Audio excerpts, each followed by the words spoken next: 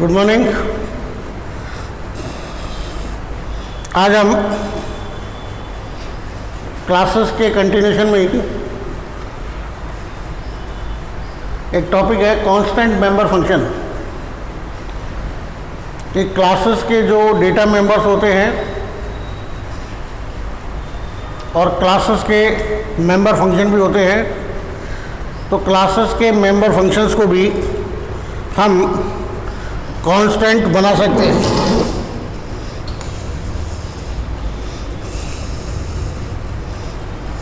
अगर कोई member function class के डेटा को अल्टर नहीं करता है, यानी कि उस फंक्शन का काम ही ऐसा है कि वो क्लासेस के डेटा मेंबर्स की वैल्यूज़ को मैनिपुलेट नहीं कर रहा है, तो ऐसे केस में हम उस क्लास के मेंबर फंक्शन को कांस्टेंट मेंबर फंक्शन बना सकते हैं। फॉर एग्जाम्पल, void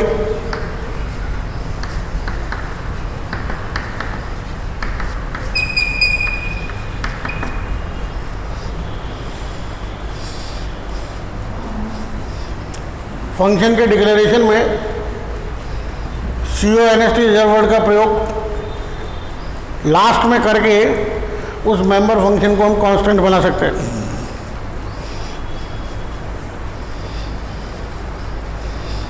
और ये जो हमारे CONST रिजर्व वर्ड है, as per the prototype of the function,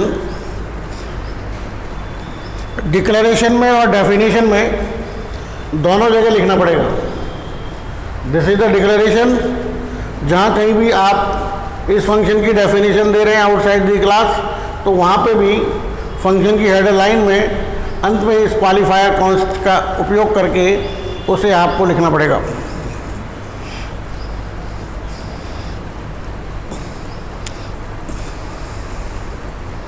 अगर गलती से भी इस फंक्शन के द्वारा, जिस क्लास का ये मेंबर फंक्शन है, उस क्लास के डेटा मेंबर्स की वैल्यू को मैनिपुलेट करने का प्रयास करेगा, उसी समय कंपाइलर आपको एरर मैसेज दे देगा। सो this is a one step towards the security कि ऐसे तमाम फंक्शन क्लास के जो कि किसी दूसरे टास्क के लिए बने हैं, जिनका काम डेटा को मैनिपुलेट करने का नहीं है, उन्हें हम कांस्टेंट मेंबर फंक्शन डिक्लेयर कर देंगे, ताकि फ्यूचर में कहीं पे गलती से भी उस मेंबर फंक्शन के द्वारा हम क्लास के डेटा को मैनिपुलेट करने का प्रयास नहीं करेंगे तो एरर मिलेगा। नाउ नेक्स्ट पॉइंट इज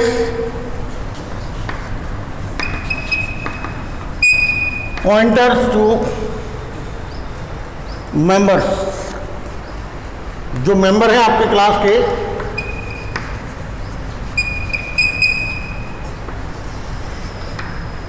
उनके पॉइंटर्स बनाए जा सकते हैं।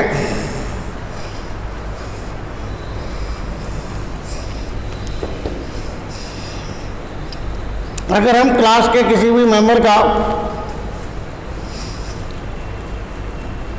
एड्रेस किसी वेरिएबल को दे देते हैं, तो वो वेरिएबल उस क्लास के मेंबर का क्या माना जाएगा? पॉइंटर माना जाएगा।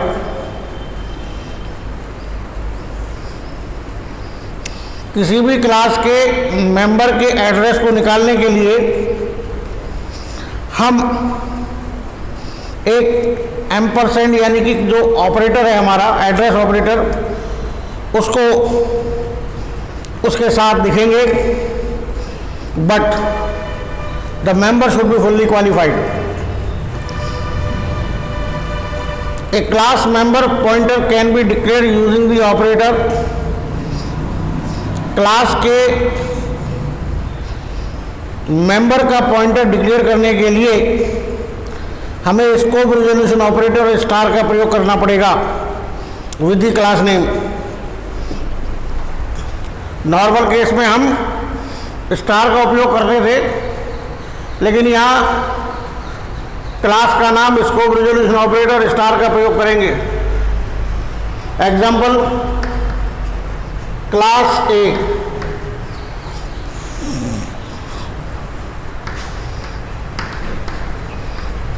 प्राइवेट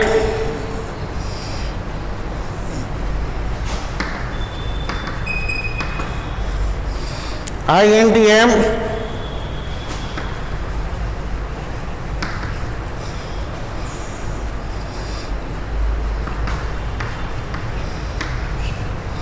public void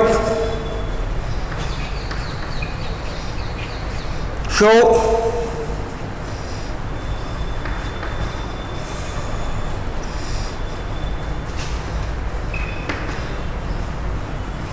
ये भी डेटा मेंबर है, ये मेंबर फंक्शन है। कौन सी क्लास के? ए क्लास के। अब अगर हमको इसका पॉइंटर डिक्लेयर करना है एम का, तो इसकी रिटर्न टाइप कैसी है, सॉरी इसकी टाइप कैसी है? INT।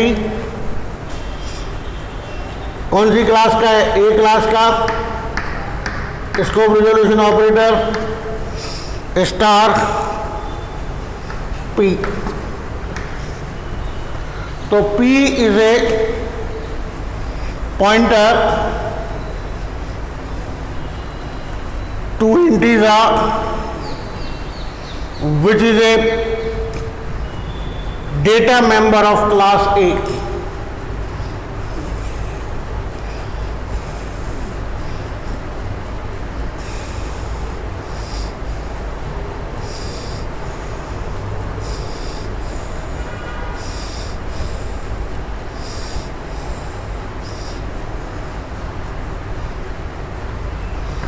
P बराबर एम्परसेंड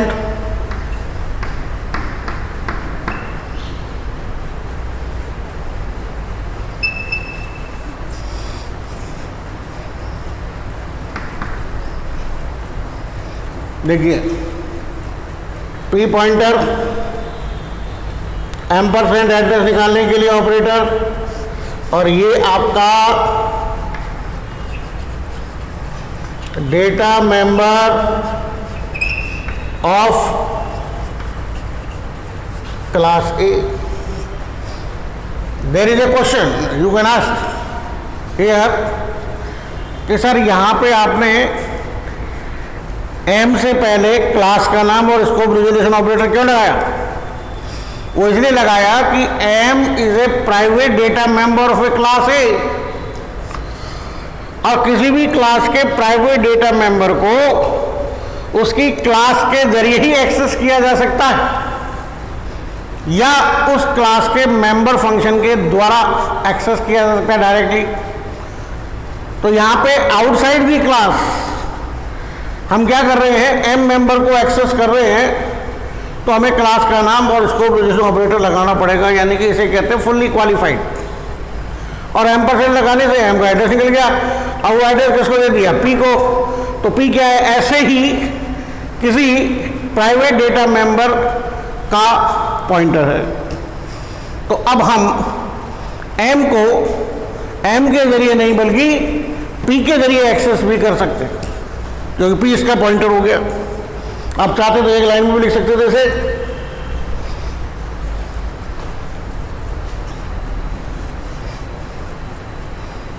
बराबर एम्परसेंड ए स्कोप रिजोल्यूशन ऑपरेटर एम और सेमीकोलन।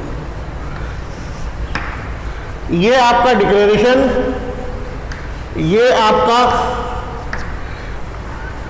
असाइनमेंट। तो ये क्या हो गया? इनिशियलाइजेशन हो गया। पहले P पॉइंटर डिक्लेयर होगा, फिर बाद में P को M का एड्रेस दिया जाएगा। So this is our syntax how we write to access the particular pointer.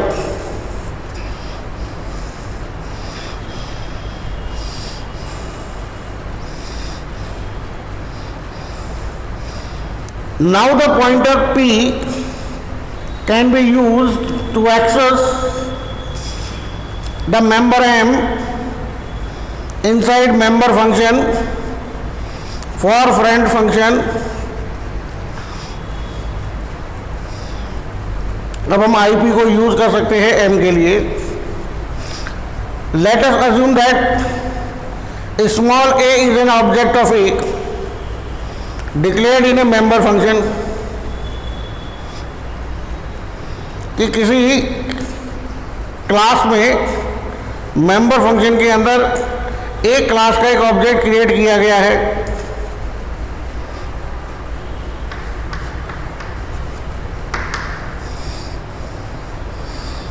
अब हम किसी भी मेंबर फंक्शन में सी out less than a dot star p, तो क्या हो रहा है यहाँ पे? बेसिकली देखा जाए तो ए के एम की वैल्यू को एक्सेस किया जा रहा है, बल्कि यहाँ पे एम नहीं है, बल्कि एम की जगह क्या है? स्टार पी है। या आप ऐसे भी लिख सकते थे,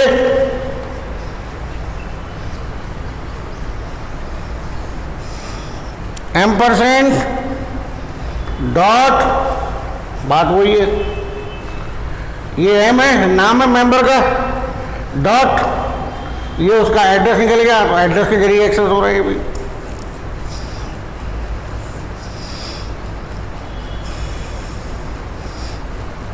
एक और चीज यहां पे मजेदार, आप देखिए,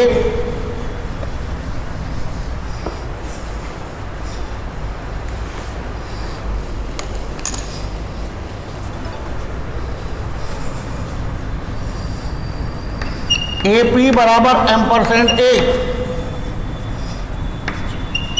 सी out less than A P arrow operator star P, C out A P arrow operator M,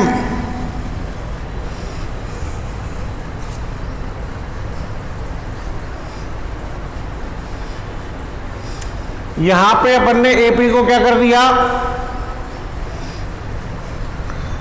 इस ऑब्जेक्ट का पॉइंटर बना दिया और इसका एड्रेस दे दिया।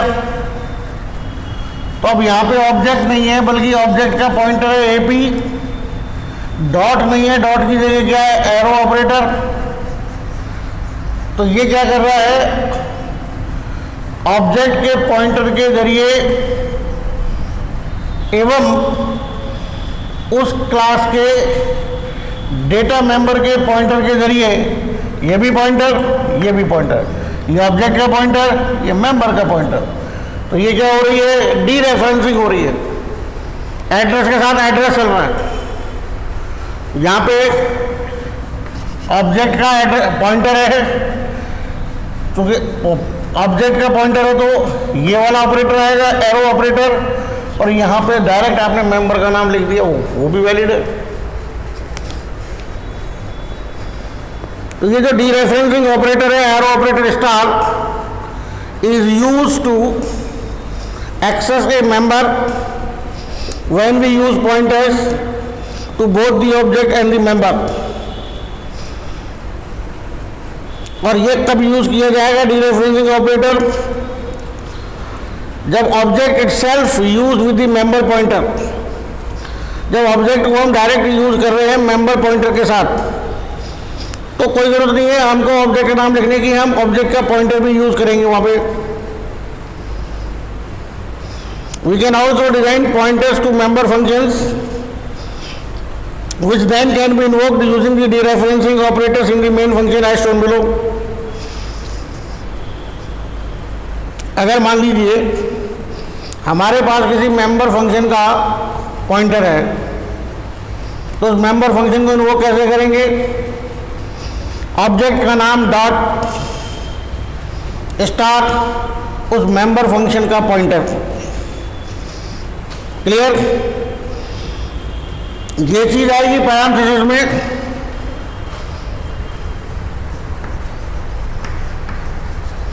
ऑब्जेक्ट नेम डॉट स्टार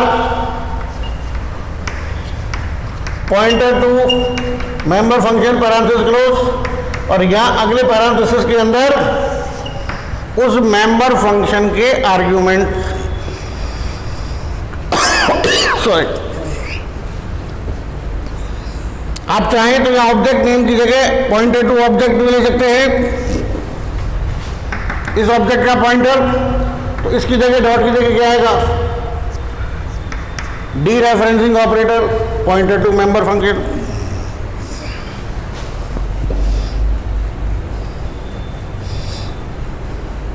यहां पे अपन ने पैरेंथेसिस इसलिए लगाया क्योंकि इसकी जो प्रेसिडेंस है वो हायर है, तो पहले अंदर का सामान इवेल्युएट होगा, और इसके इवेल्यूशन से क्या तात्पर्य निकलता है कि भैया इस मेंबर फंक्शन को कॉल करा जा रहा है। तो मेंबर फंक्शन का नाम पैरेंथेसिस में क्या, आर्ग्यूमेंट, तो मेंबर फंक्शन इन्वोक हो गया। बस फर्क इतना है कि मेंबर फंक्शन के इन्वोकिंग के लिए अपन पॉइंटर्स का इस्तेमाल कर रहे हैं, न कि मेंबर फंक्शन का नाम। इसलिए यहाँ हायर प्रेसिडेंस के लिए अपन इसको पैरेंथेसिस में लिखते हैं।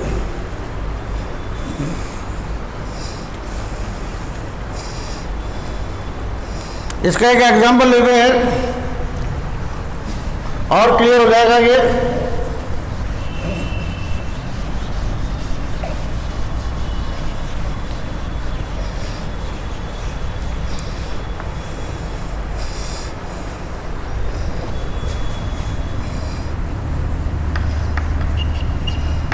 Class M INTX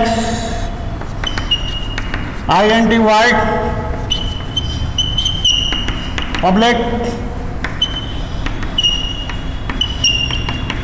set XY INTA INTB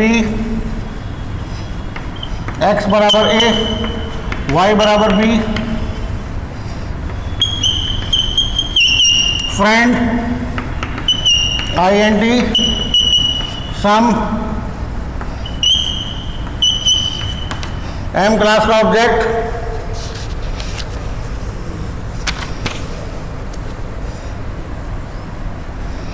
class का ब्रेस क्लोज, क्लास खत्म। फ्रेंड फंक्शन की डेफिनेशन INT सम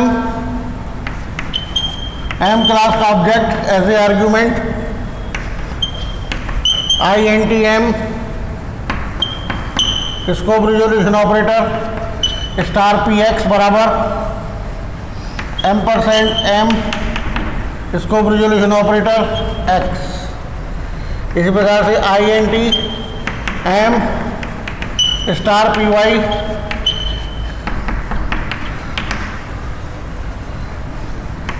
M स्टार PM बराबर M% M।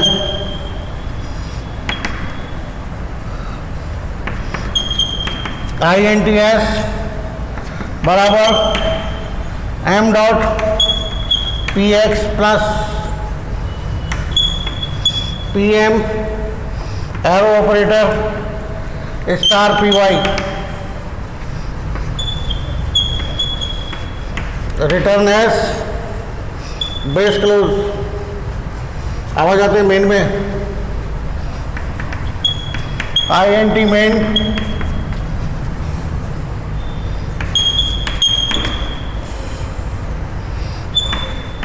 void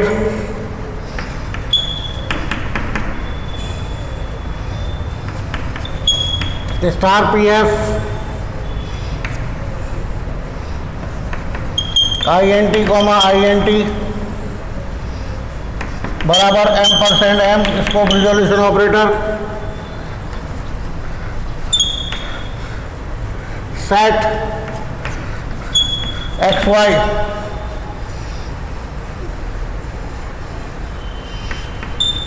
and dot PF parenthesis में 10,20 सी आउट लेस देन सम बराबर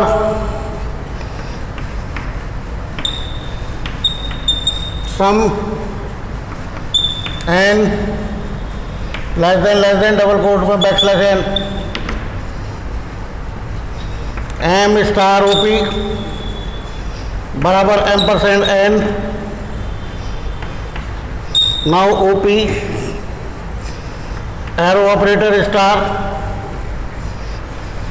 पी एफ 30,40 सी out less than sum बराबर सम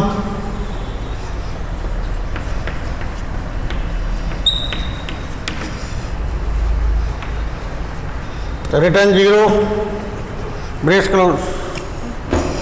Now see here, very simple. X and Y दो data members है, set x Y एक data member function है, दो argument है ए और बी, जो बाहर से लेगा वो एक्स और वाई को असाइन कर देगा।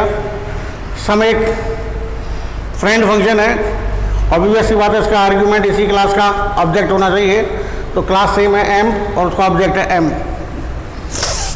अब सब में देखिए वही क्लास है, ये इसका ऑब्जेक्ट है, बाहर से लेगा एम क्लास का object I N T M, इसको ऑपरेटर पी एक्स, तो पी एक्स को क्या बना दिया पॉइंटर किसका एक्स का।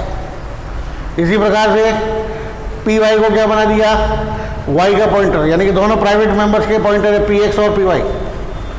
अब एम स्टार पी एम एक और पॉइंटर बनाया पी एम, जो कि क्लास एम के ऑब्जेक्ट का पॉइंटर है, तो मेंबर का भी पॉइंटर हो गया, ऑब्जेक्ट का भी पॉइंटर हो गया।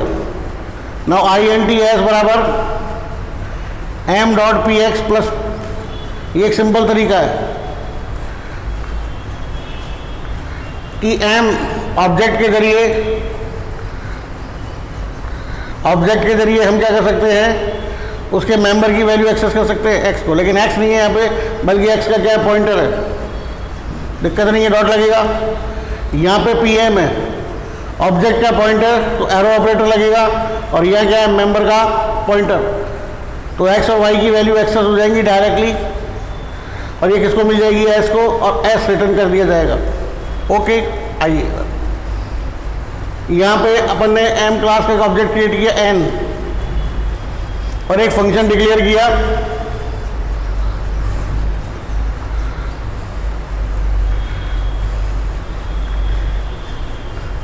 void return type M class का नाम, इसको बोलते पी एफ, तो P F is nothing but a pointer to the function, जिसके दो आर्ग्यूमेंट है integer type integer,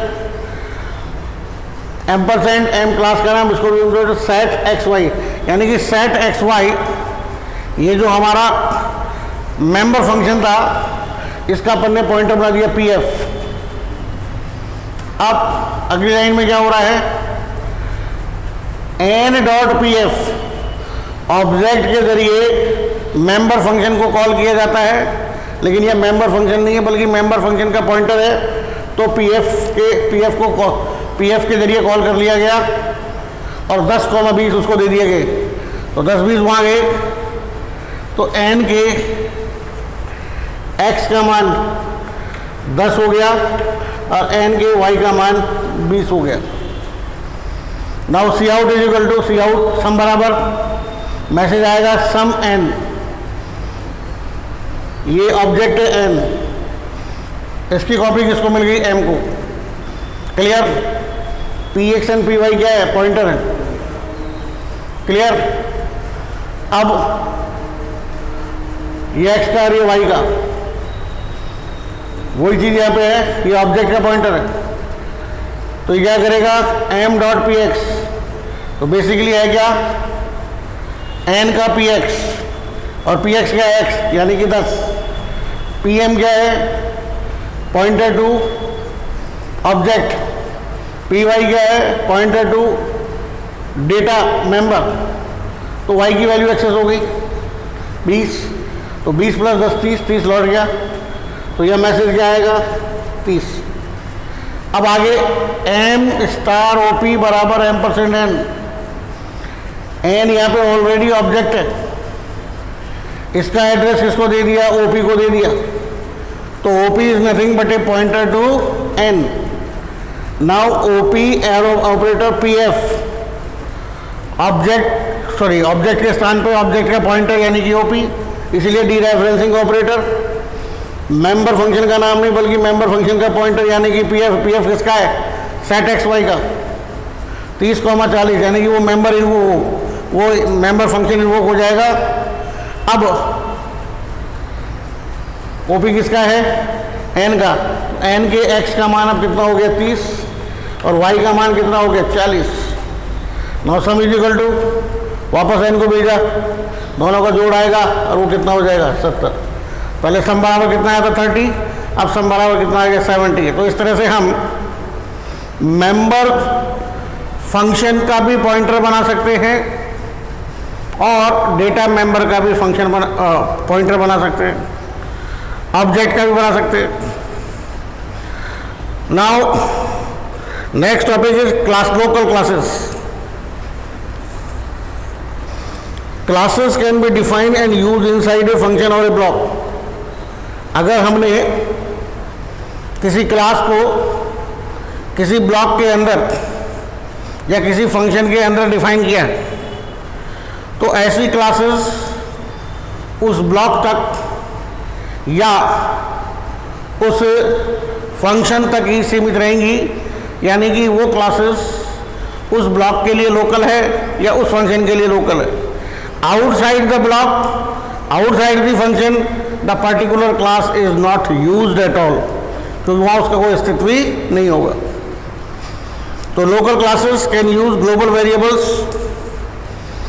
local classes में ग्लोबल वेरिएबल आप यूज कर सकते हैं जो फंक्शन से बाहर डिक्लेयर्ड हो, स्टैटिक वेरिएबल्स जो इनसाइड फंक्शन के डिक्लेयर हो, but can not use automatic local variable. लेकिन उस फंक्शन के अंदर या ब्लॉक के अंदर डिफाइन किए गए लोकल वेरिएबल यूज नहीं कर सकते। There are some restrictions in constructing local classes. They cannot have a static data members and member function must be defined inside the local class। कि उस पर्टिकुलर क्लास का कोई static data member नहीं होगा, न मेंबर फंक्शन होगा, क्योंकि हमको उसी क्लास के अंदर डिफाइन करना पड़ेगा। Enclosing function can not access the private members of a local class. क्योंकि फंक्शन के अंदर है तो लोकल क्लास के प्राइवेट मेंबर को एक्सेस नहीं किया जाएगा। However we can achieve this by declaring the enclosing function as a friend. हाँ, या फिर अपन उसे फ्रेंड बनाए, ऑफ कोर्स तब अपन उसे यूज कर सकते। तो ये था हमारा क्लासेस से रिलेटेड चैप्टर जो हमने इसको तरीके से पढ़ा है। अब इसके बाद चैप्टर नंबर 6 की बारी आएगी, कंस्ट्रक्टर्स एंड डिस्ट्रक्टर्स कि डबल ओपी में हम कंस्ट्रक्टर कैसे बनाते हैं, डिस्ट्रक्टर कैसे बनाते हैं, इनका क्या उपयोग है, वो हम नेक्स्ट क्लास में पढ़ेंगे। तब तक आप क्लासेस के चैप्टर को पूरी तरह से रिवाइज कर लीजिए क्योंकि ये बहुत इंपॉर्टेंट चैप्टर है।